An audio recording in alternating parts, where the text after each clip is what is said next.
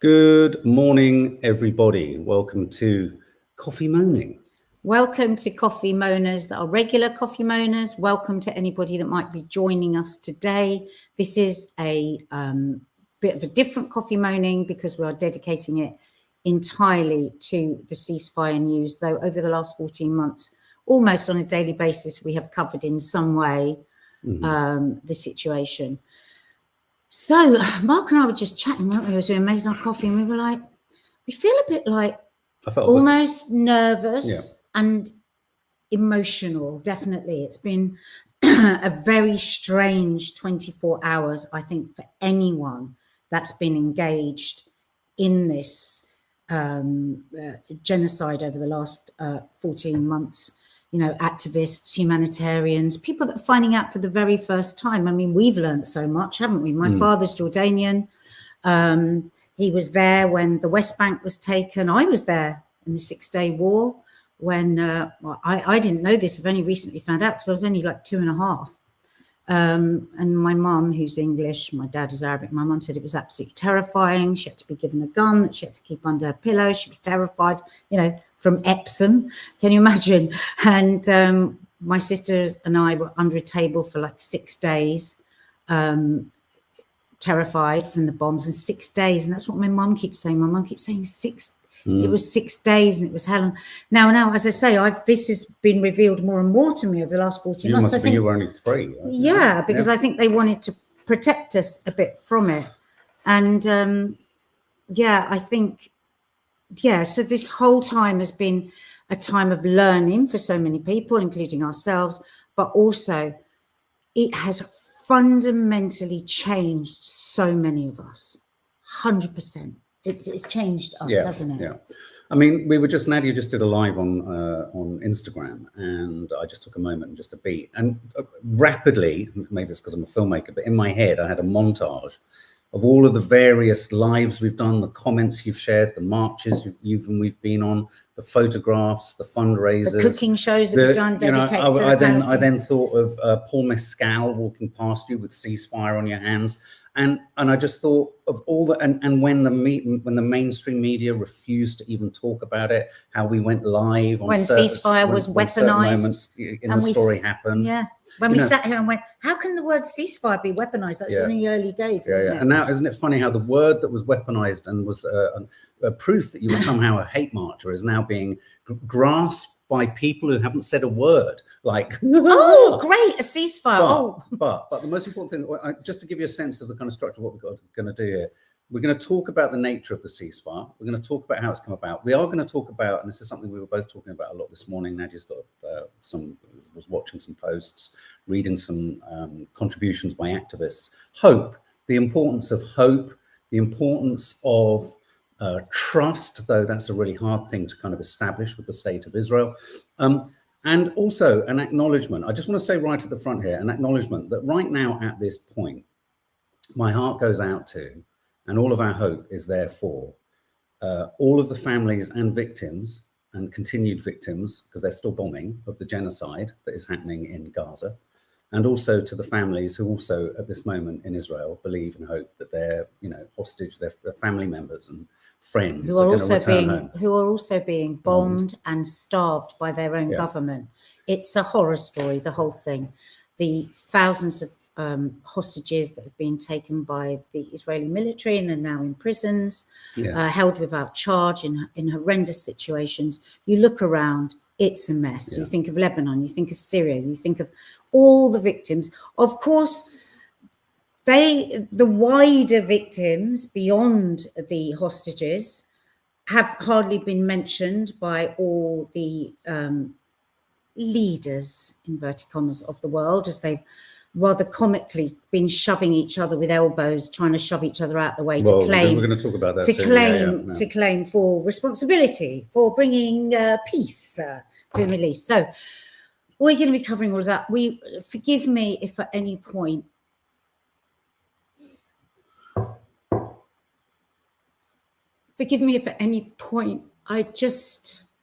it's just been a lot, hasn't it? It's been a lot because we feel so powerless, and we're all trying to do, I mean, even you guys, that many of you who knew nothing about the Palestinians that have been learning and like really supporting. It's just been a lot for everybody, hasn't it? When you see such cruelty, when you see such violence on a daily basis, and then you have the big guys come out and say the ceasefire has been agreed, you want your heart wants to leap with joy. You want to say this is the beginning of a whole new nightmare of trying to put everything back together. But of course, you then have the fear. And I think, if you don't mind, it'd be good to play that little boy, because I think he sums that up. Yeah, absolutely. This is the post that Nadia posted on our Instagram last night. Also, just before we get into that, we are going to talk about the febrile live current nature of it. At the moment, I know a number of people are saying that we are on top of this. There is a suggestion that the ceasefire isn't a deal until the Israeli war cabinet convenes and signs off on it. We're going to talk about what exactly we think is going on there, whether Hamas have reneged on any part of the ceasefire deal, or whether Netanyahu, quite seriously, is in an absolute funk. Because right now, to be brutally honest with you, what's happening in the Israeli government is nigh on wild panic. They are in an absolute crisis. And we're going to talk about all of that in a minute. Because and when we say what we think, we have spent the last 24 hours on all different news channels, reading different articles, looking at different influencers, and gathering a lot of information. So, yeah. And also, can I just say before you were overwhelmed, not only has there been the sort of the mute silence and refusal of the Western media to fully represent, cover, chart the truth of this story. I mean, more and more, most of our Western media has simply taken receipt of Israeli press releases and printed them. Not only have we had a humanitarian lawyer as a prime minister sworn in, who I have heard a deafening silence from him. He has released a statement for the last, he might have done, but for the last 6 months, I have heard nothing. Everyone has done exactly what they used to accuse the appeasers of doing in World War II, which is turn away. But you also have had to sit on your hands and receive almost zero support from an industry that should be ashamed of itself.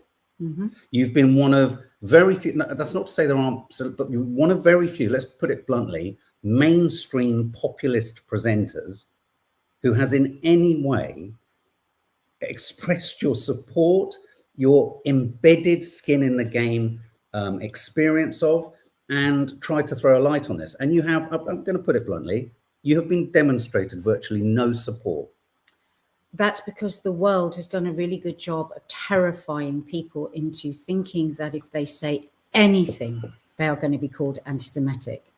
But it's all right to be called Islamophobic. If you call, yeah, of course, that if, my father's Arabic, my father's Jordanian, my mother's English, if you in any way speak up, they've done a great job of tying anyone of any Arab descent or any Arab leaning or any Arab sympathies as a terrorist.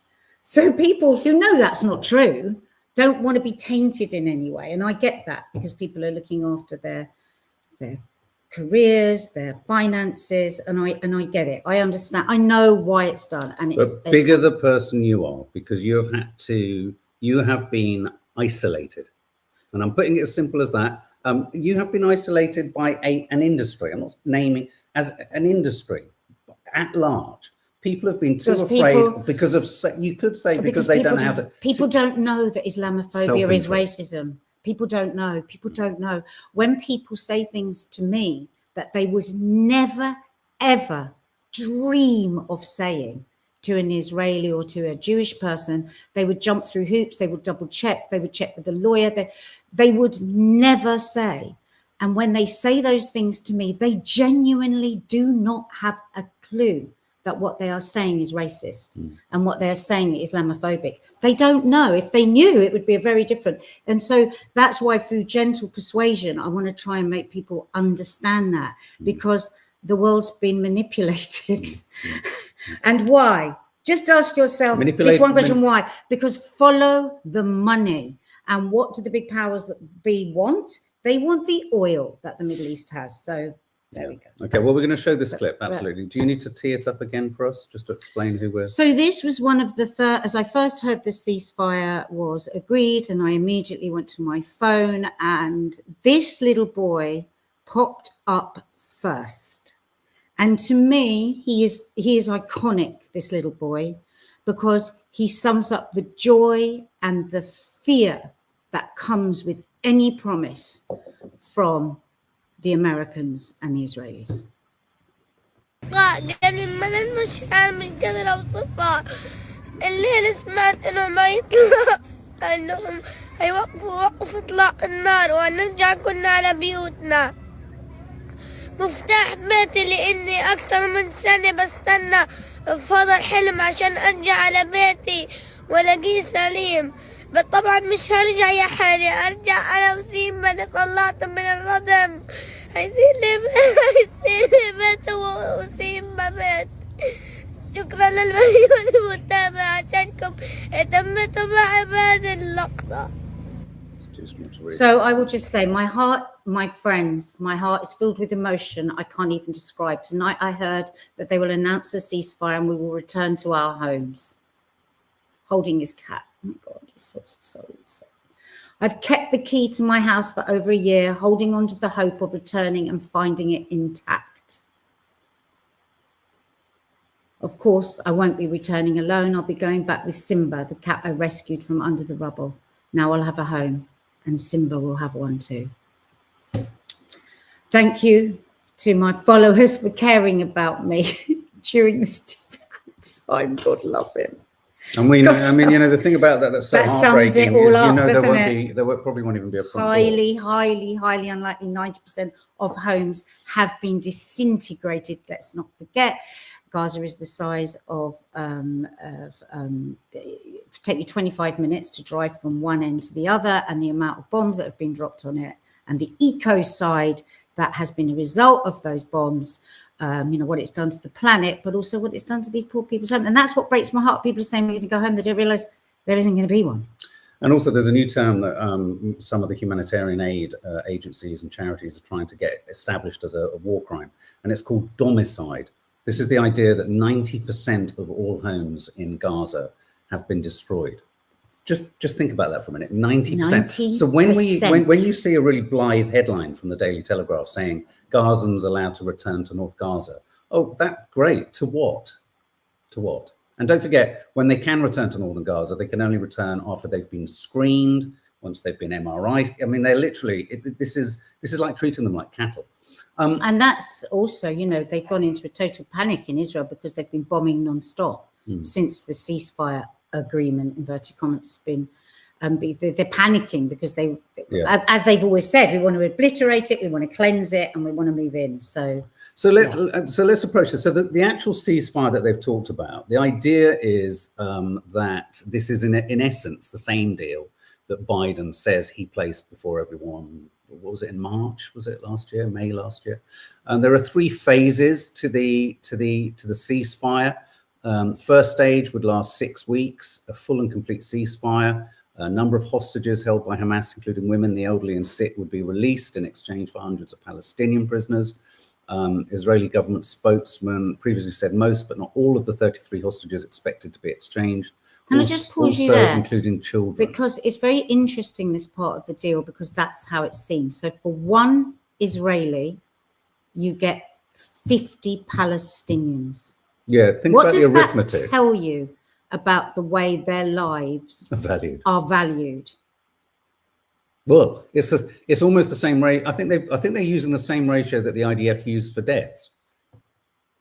One Israeli death should deserve merits 50 Palestinians. I mean, this is, I'm going to use a really brutal term. The arithmetic around deaths in this conflict is equivalent to the mental state I used to have about ants as a kid. That's how dehumanizing the arithmetic is, just on the life value, the equivalence, the arithmetic of one Israeli to 50. I mean, it's quite astonishing, isn't it? It's quite astonishing. So second stage 2 would be a permanent end to the war. The remaining living hostages, including men, would be released and returned for more Palestinian prisoners.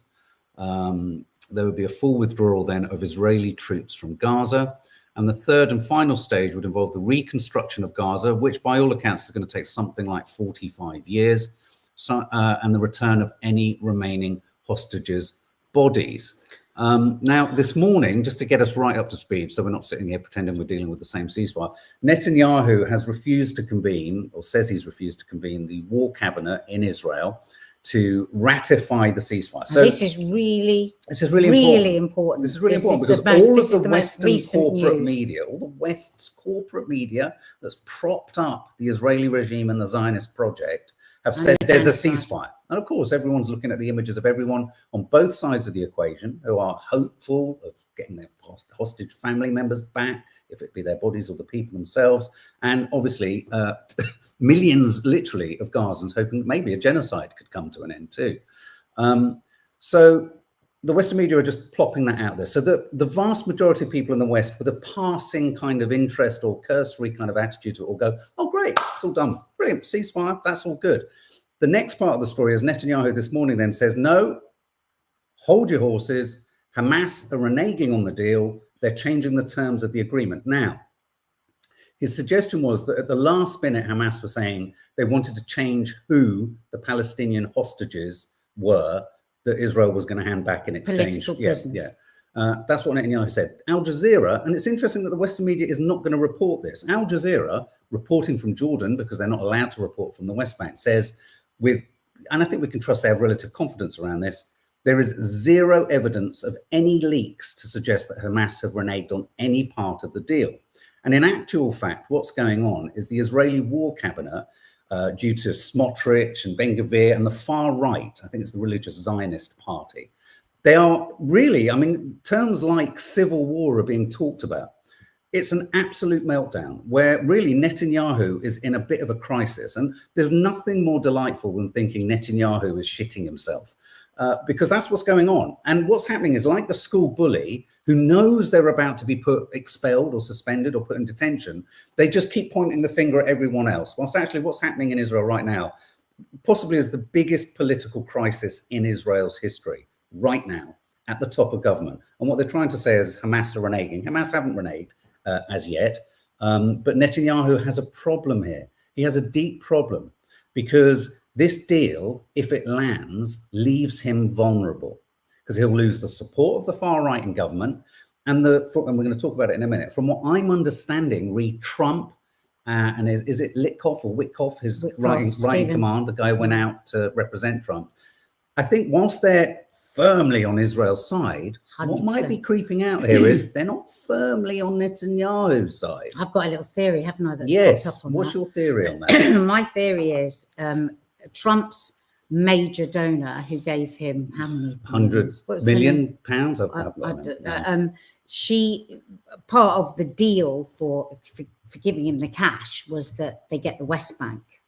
And I said to Mark this morning, because there ain't no bones about it, 100% Trump is 100% on Israel's side. Yeah, he's a deal maker. And all the analysts and all the people that know are saying round the back door, Israel is being offered, you can take the West Bank, turn an eye, you can kick it all off again.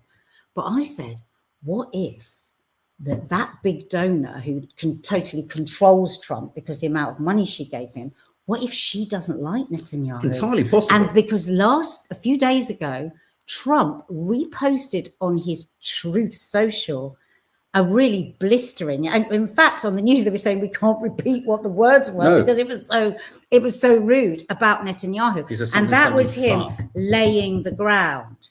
And so that sent all sorts of shockwaves through Israel. Shockwaves through Israel, and political analysts have said that though Netanyahu would know that Trump is not going to renege on the deal that he's offered his donors, have this, have that bit, chuck those people out here and kill that lot off, whatever.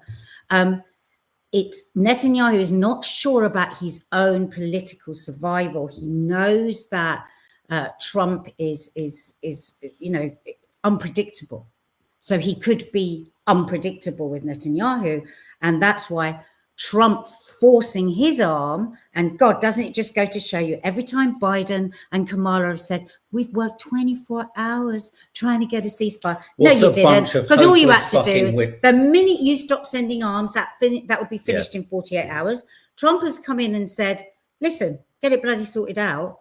And it's also beneficial to Israel Yeah. some Don't get me part. wrong. So the not last that thing we're saying simple. is Trump is suddenly a friend of the Arab people. Not at all.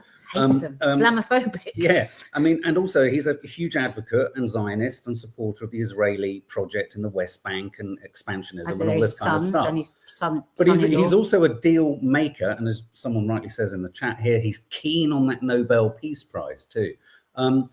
And he wants something done before he's even in office, because that ego has to be fed. But Stephen Witkoff, what was interesting, and isn't it terrible that there's some sort of strange satisfaction in knowing Netanyahu was probably farting like a good one? Because when Stephen Witkoff went over, apparently Stephen Witkoff went over on the Sabbath, their religious day of the week. Usually Netanyahu, they normally sort of say to any sort of, technical, political kind of situation, we don't work on this day. He ignored it. And he said, meeting you now, I'm here, met him, Witkoff, or talked with him, had the meeting with Netanyahu and basically said, sort this shit now. He's got bigger fish to fry. The bigger fish to fry is a huge cause for concern, because what the fuck are they? But it was basically no bullshit language. This is the same deal, the exact same deal that was on the table in May. We know that time and time again, Netanyahu stood in the way of the deal being agreed. In fact, many different people in the know have said that even the Israeli negotiators were saying to Biden, can you please reveal that is Netanyahu that's getting in the way of this deal being signed? So, Biden refused, because Biden just 100% was looking after BIBI, baby BIBI. But not the case. I mean, I'm not for a minute here getting on board with anything that Trump. I mean, this is a really complicated and difficult moment in global history and global politics, because the idea, the shambolic idea, and look, this is the moment that a journalist asked Biden the killer question. And can I just say that in Biden's address to the public, I became fascinated. I watched it as it came out, as it was broadcast. It was the degree to which Kamala Harris and Blinken didn't unlock their gaze with the camera, spoke once again to me that I am sincerely of the belief that they are possessed by aliens. No human being can hold like that. Now watch this. This is the fight. This was the killer question. I love this question. Maybe they're worrying about the eventual arrest warrant. I wish we had journalists in this country that were allowed to do this. Yes, Mr. President, you or Trump? Is that a joke? Oh, thank you. Just watching their thought.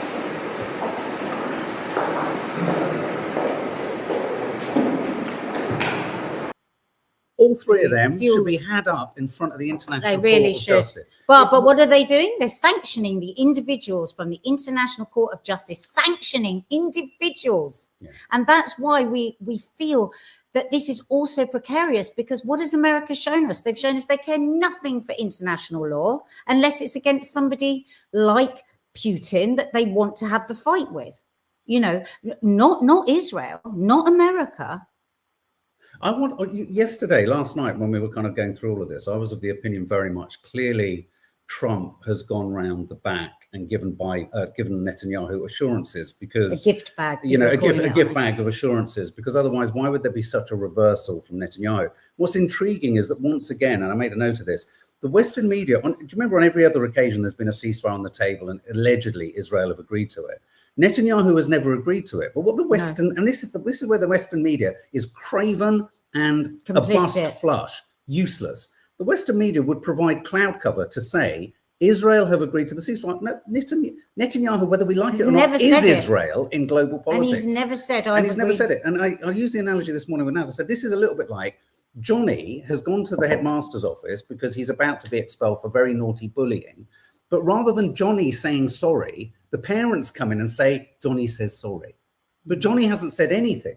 And BIBI, the biggest baby in the world, has said nothing and agreed to nothing. And now he's frantically fighting for his life. And Netanyahu's agreeing, but Hamas are like disagreeing. But that's the West providing cover. But now that the Americans, the Qataris, the Saudis have come out and said this deal is done. I mean, obviously they said it's still work in progress. What is going to happen now? Because the fact that Netanyahu is saying, I'm not even going to call the government in, we're not even going to discuss it yet. Those red faces from those big psychopaths, they ain't going to be happy. I would love, oh my God, to be hearing now the bollockings that are going on, because there must be, because they've all embarrassed themselves. The other thing I want to say is the ceasefire deal with Lebanon, on the first day, the Israelis broke it 100 times. First week, 100 times.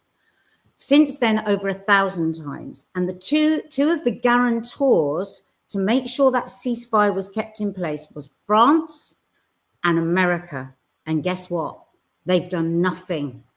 They've done nothing when that ceasefire has been broken. So how confident can we feel? You know?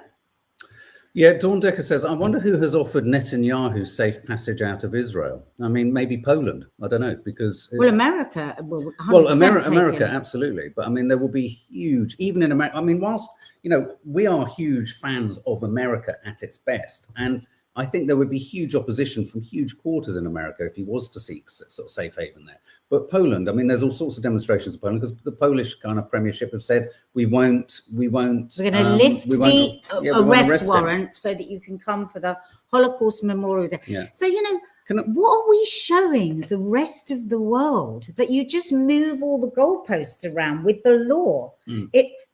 America and Israel have played a huge part in furthering lawlessness across the globe. Everybody, every country is less safe than it was. This isn't just about the poor Palestinians being less safe. See, I don't... I mean, the poor Israelis as well. Do you feel safer now than you did before? Bet you don't. Yeah. I mean, money talks, money talks. I mean, I think what's interesting here is I think we're going to start to see I think YouTube just said BIBI is about to see just how transactional Donald Trump is. Yeah. And I think the weird thing about Donald Trump is, and this is something, to be brutally honest, I have been saying for years, his unpredictability is his ace card. It doesn't mean it falls in everyone's favor, but it can lead to some quite unusual consequences. You don't quite know where any of it is going to land. This is all of this. The priority to Trump is himself first. The next priority to Trump is America first.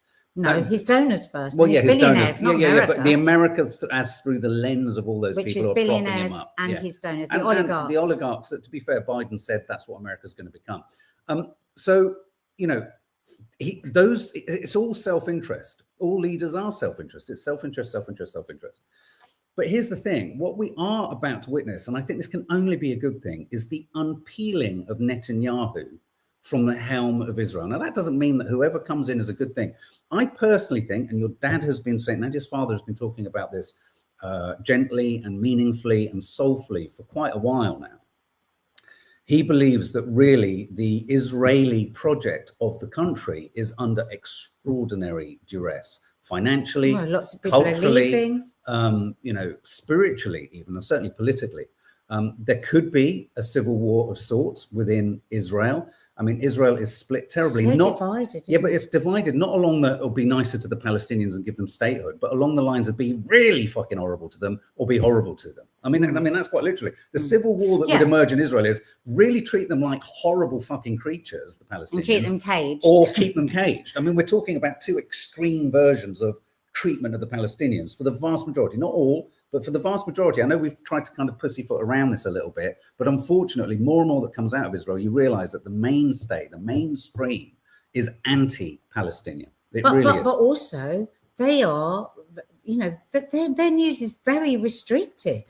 Like here, you know, if you're, massively. I mean, I was listening to someone. Zoe on the news. says the whole thing reminds me very much of the Troubles in Ireland. Yeah, that's what we're saying. Yeah, we're so awake to that now. But I was listening to an American interview, and they were saying that nothing is being mentioned about the Gazans and what they've gone through. Only the hostages, and what the hostages have gone through is horrific. Do not get me wrong on that. But you cannot only talk about them coming out of 14 months. It's literally insane. So America are just as cheated of the full story as Israel is. My hope, and I know they will be, is that nearly all the aid agencies, humanitarian charities, the UN, international bodies, peacekeeping bodies are keeping and will have kept receipts and records of all of the atrocities that have gone on. I said it yesterday on Coffee Moaning, and I'll say it again.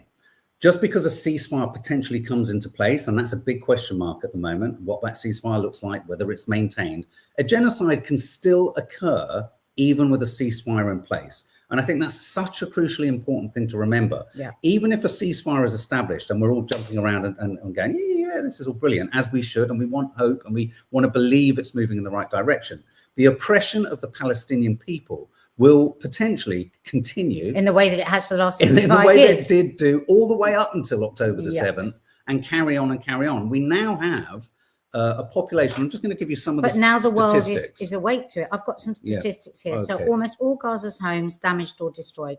80% of commercial facilities. 88% These of are some images. schools. Right? Yeah, these are That's good. part of a genocide to break down the education system. 50% of hospitals are only partially functional. 68% of road networks destroyed. 68% of cropland destroyed.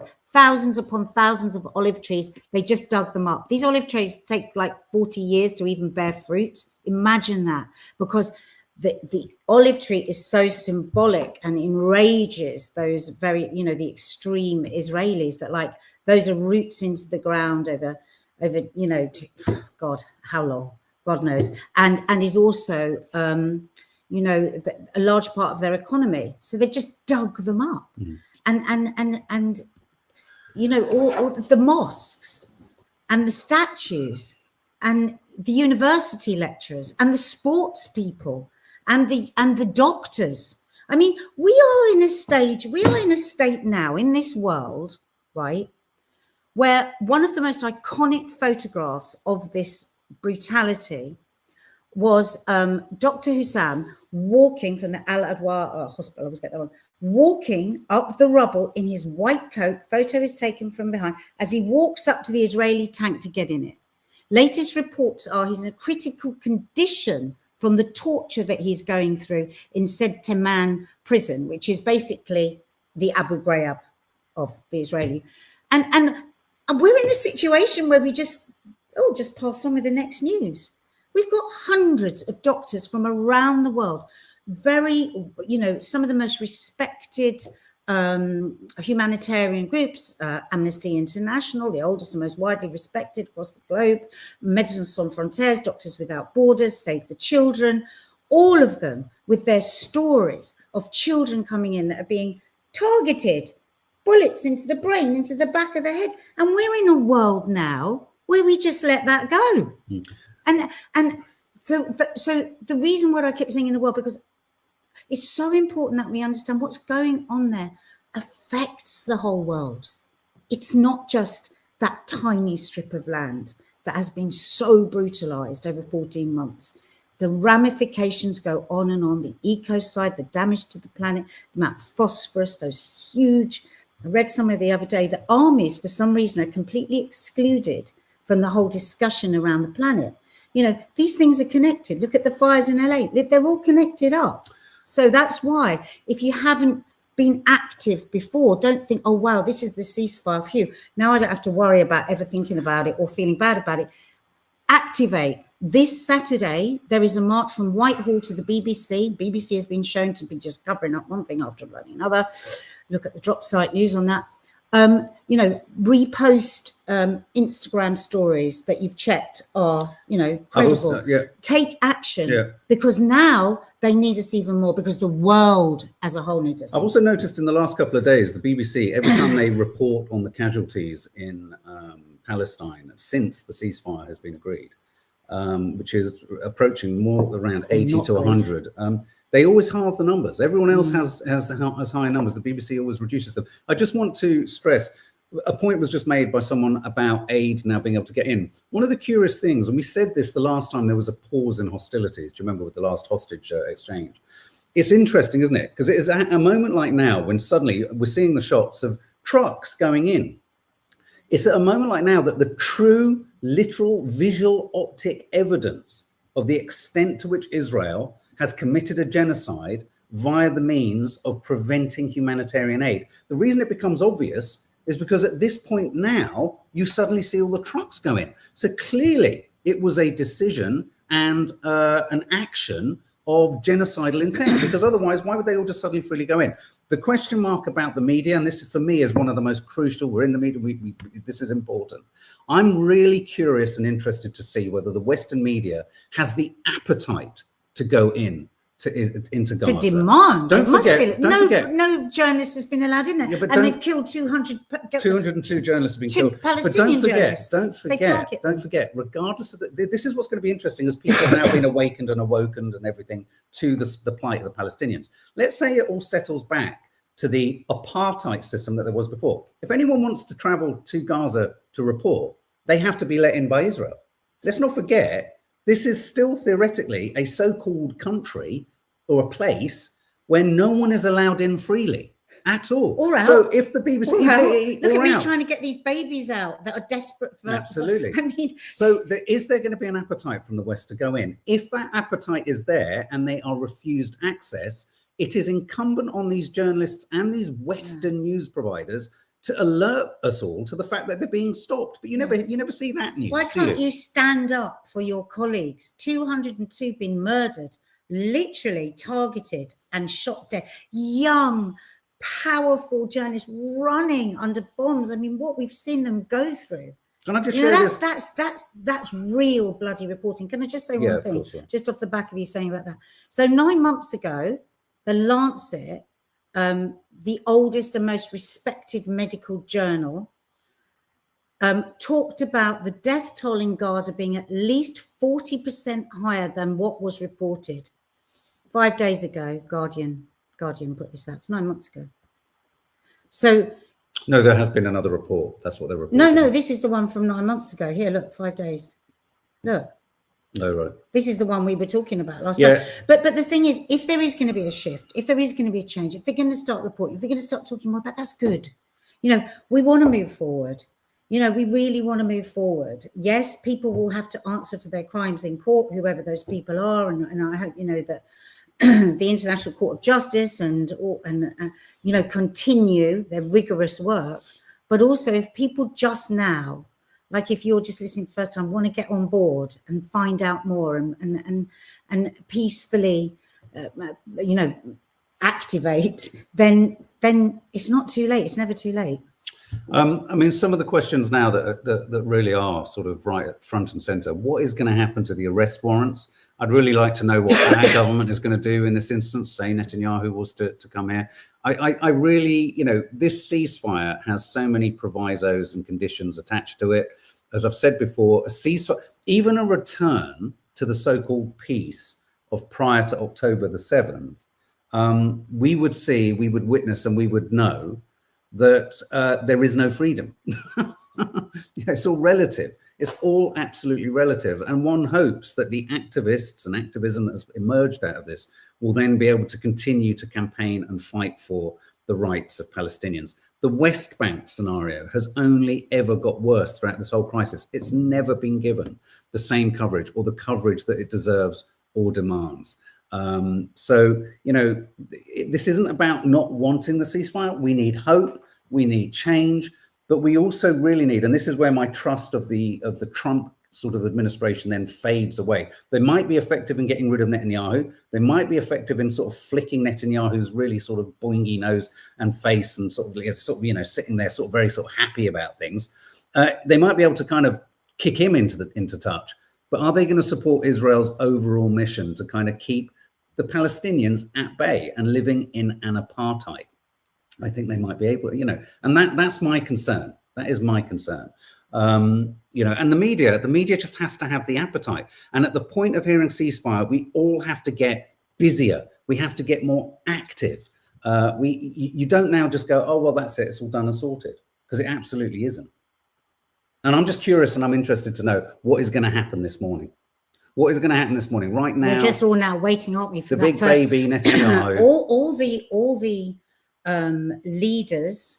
Biden's done his big farewell speech. He's come out and said, "Look at me! I've got the ceasefire agreement. Wow, that's it. I'm heading off into the sun. You can all say what a great guy I am." And now Netanyahu's got, "Oh no, haven't even called the government in yet. No. Not going to talk about it yet." No. There is going to be some consequences from that. Is there nothing on Truth Social yet from from Trump. Oh, I see. No, I think he's probably still. I can't believe he's controlling himself. Even he sleeps. Oh. Yeah, no. I'm just having a look at his feed. That's No, actually his apparently last he doesn't post was sleep 9. much. His last post was 9 hours ago. Well, he won't have slept for 9 hours. Yeah, no, he's talking about. No, he's talking about other kind of administrative stuff. Zoe feels very nervous. Interpol should have more weight, says Edward Bevington. Absolutely agree. I think it'd be nice to read some more. How are you guys feeling? Aaron Bullimore, a ceasefire is good, but every time that Israel does one, it never actually leads to peace. It feels like everyone is hyping up this particular ceasefire for no reason. But I can't remember, and correct me if I'm wrong, I might be wrong. I can't remember them at any point saying a ceasefire was done. It always comes from other people, and then they say, "Oh no, it's not done yet." Isn't that all? Isn't that? Well, what's really odd is that you can say a ceasefire has been agreed without Netanyahu, who haven't got his war cabinet over the line. I don't see how a ceasefire has been agreed. I don't. That's what I don't understand, and that's why I cannot wait to hear what Biden and Trump have to say about this, and the Qataris and the Egyptians. Trump could win Nobel Peace Prize easily by recognizing Palestine as a state that would screw Israel too and win the Qatari and Saudi investment. Yes, because they're Saudi. They want Saudis in on that. I mean, it's for all the wrong reasons, but hey. Oh God. Yeah. Read out a few more. Hi, Samia. Hi, Samia. Hi. I can't read what it says. BDS. Oh, this is the to continue on with boycotting, the boycott list. Think about what you're buying and where that money's going. Yeah, just reading here. So I'm just catching up. Watching the Palestinian children celebrating. Hala Hatcham, hope you're well.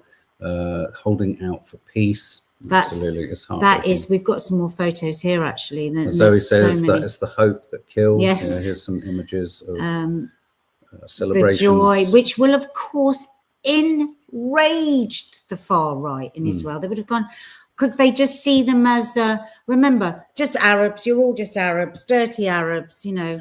I'm cautious that this ceasefire is happening at the same time as Trump is moving to office. It's hanging on a thread. Yes, Louise. You know, that I spoke about this last week, that video with an Israeli woman being interviewed, and she was talking about how, you know, that Hamas must be destroyed and and they said, well, but what about the innocent civilians? Well, you know, that's Hamas's fault. And they said, and what about the babies that are dying? She paused for one split second. She went, babies grow into Arabs. What a funny thing. So can you imagine that woman and the many others that like that, seeing joy in the streets? They're not going to.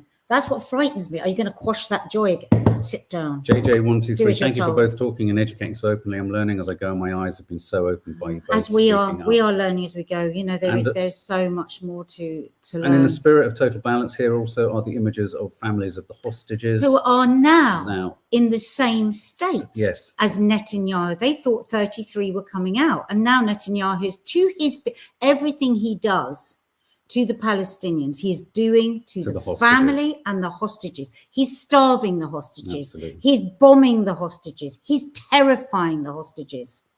He's tearing to pieces the parents, the families, the friends, not knowing what's happened, where they are, what's going to happen next. It's the same. It's the exact same thing they are going through. And they are sitting there waiting and crying. And, you know, with pinholes of hope, and also the millions of Palestinians that are the same. And as Blinken said, you know, we've got to the end of this. Hamas have recruited more. Hamas will still be in control of Gaza.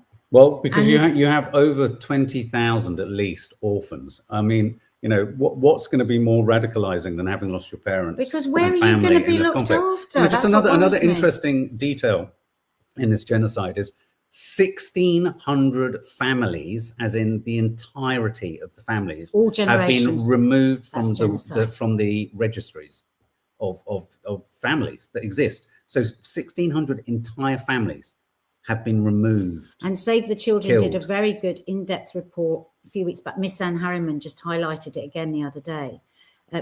Grave concerns about the conservative figure of 21,000 children missing. And as Miss Anne Harriman said, missing. Now, where are they? many of them will be under the rubble. And as the Doctors Without Borders said, make no bones about it, this is the most painful of deaths, right? To die under the rubble.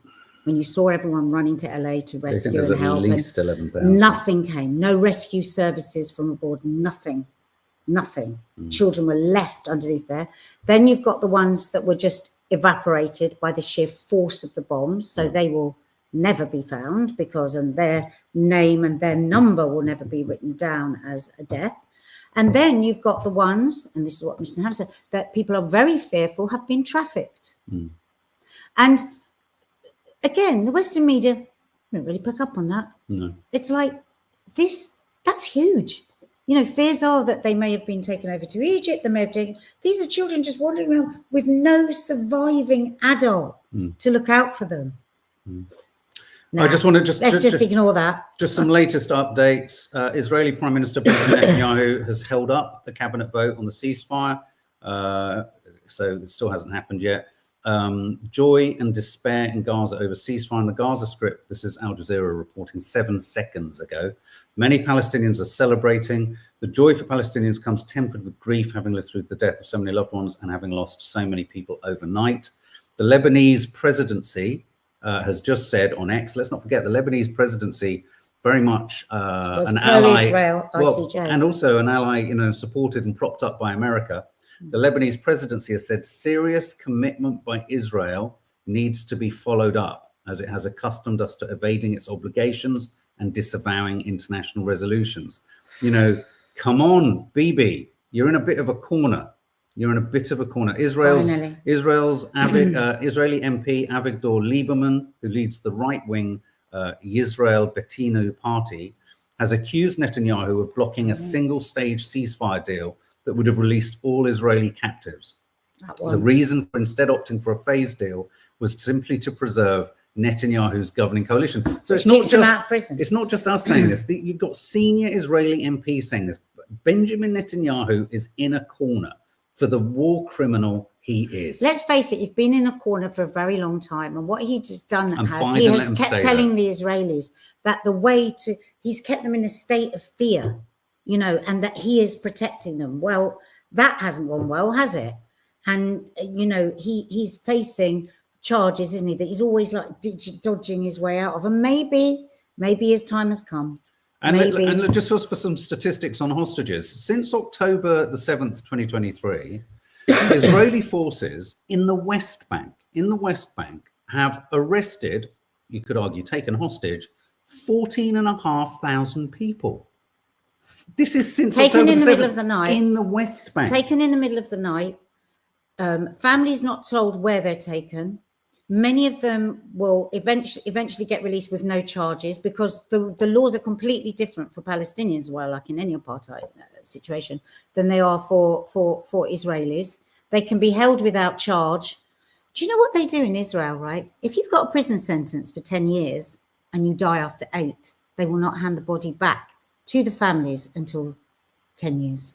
I think it's time. Can you believe that? It's just not, I think, you know what I'm feeling as it all just, you know, when you feel, I think BIBI's time is up. And I can't believe I'm going to say Maybe this. that's why he's not convening the government, because he thinks they might agree to the bloody, I mean, we don't know. This is us just chatting. But also one has to say it. I mean, there's going to be all the complications and awful implications of the Trumpian support of the Israeli mission. But I think one has to pause for a moment. If he manages to get rid of Netanyahu, one has to call it out and say that's a good thing. You have to. You have to. Thank you, Elaine. You have to call it. I mean, I'm not here to say let's all go, you know, team. But if however he's done it, he manages to unpick what is essentially a man fighting for his political survival, who's maintained a genocide out of self-interest. If Trump manages to unpick him, and yes, then there's the next complication. I think one has to go, well, okay, Trump, that's your win. That's a win. That's a win. It's a win. Getting rid of Netanyahu is a win for the world. It has to be. But is it a bit like when we say get rid of Putin and people say there's 10 worse behind him? That's the question. That's why this is the beginning for humanitarians and activists. This is a new beginning where there's a new breath and a new oxygen that we have to find to help these devastated people that are so hopeful. We have to, and we have to, because the more human we are, the better for the world. We have to stand up. I suppose the best way to stand up against such horrors is to try and go to the best of ourselves, not the worst of ourselves, you know. As Rosanna C says about the West Bank arrests, is that not terrorizing people? Then I don't know if that's not dragging people out in the middle of the night from their homes. As I say, if you've just joined, over the last few months, I've been learning more about. My sister and I were actually in Jordan. I was 3, Dina must have been 5, when the 6-day war happened, and when the West Bank was taken from Jordan. My father's Jordanian. My mum said it was absolutely terrifying. It was 6 solid days of bombs, and you have to look up King Hussein's speech about it afterwards. It is so emotional. And we were there, and my mum said she can't imagine, because 6 days was so unbearable, and yet these bombs that America have been giving us, so the sound and the 24-hour drones that don't stop, that can target a face and just shoot you through your window, get you in your kitchen. They've lived under absolute terror. So do you remember how my nan always used to talk about the doodle bugs in World War II and how terror? Scary, because she said it was the most terrorizing thing she's ever experienced in her life. And she and my granddad were in wherever they were staying with this doodle bug, and it took out the house opposite their house. And she said the terror. She said it was the terror of the sound and then the terror of the silence. And so imagine that then threaded through an entire generation, the constant hum. There will be a traumatic PTSD hum in the lives and minds of these youngsters for years to come. There's a beautiful video, actually, Heart FM, my niece showed it to me yesterday, played of a musician, and he's with the guitar, he's teaching the children how to make music out of the drones, because people are literally going mad. Imagine this. James UNICEF was saying, get a lawnmower and then put your ear right next to it. He was standing in Gaza when he was saying this, and that's the sound of the drones, 24/7, 14 months. I just want to say, there's different ways to drive a nation into complete different despair. ways to terrorize. Edward Bevington has just shot down in flames my incredibly short-term optimism around Trump removing Netanyahu.